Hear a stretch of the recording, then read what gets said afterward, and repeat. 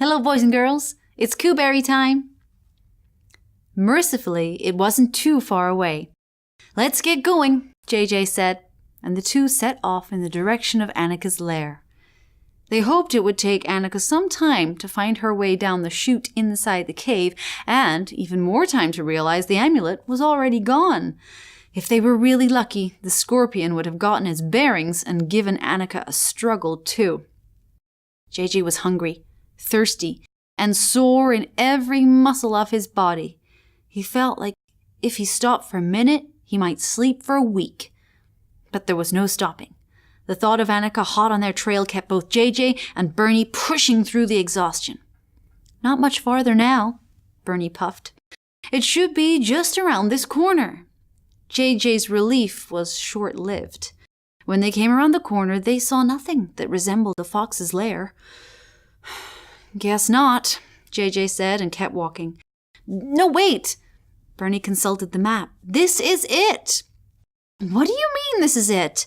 This is just a field surrounded by trees. Look at the map. There ought to be a cave right there. But there's not. Maybe she moved. And moved the entire cave with her?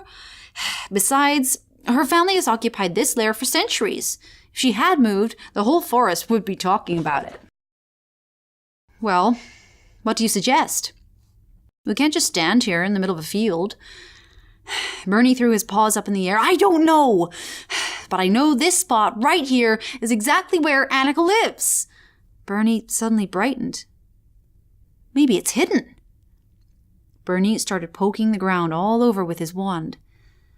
We better not fall down another chute, JJ muttered as he followed Bernie's lead and started poking the ground. Nah, Annika wouldn't do something as obvious as a trapdoor. That's not even magic. It's just mechanics. She'd use much more interesting magic.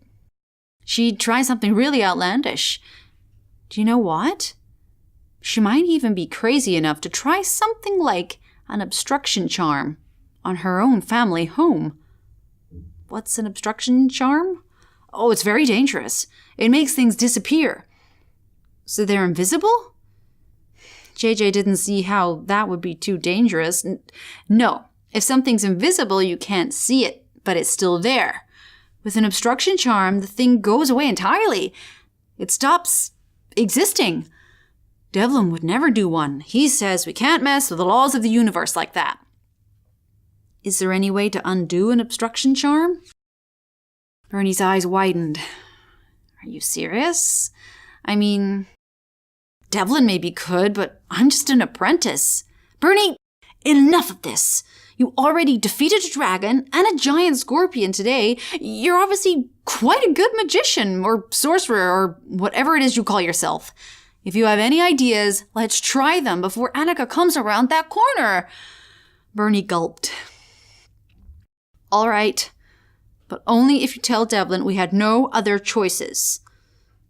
JJ smiled to think that Bernie still worried so much about what Devlin thought.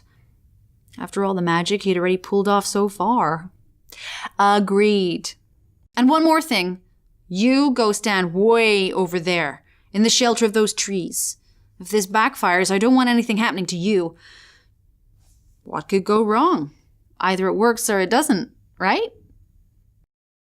JJ, remember that fireball that nearly hit you in the face? Without another word, JJ turned and headed for the trees.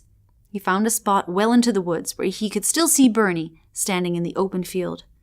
He watched as Bernie muttered something under his breath, then held up his wand and slashed it through the air.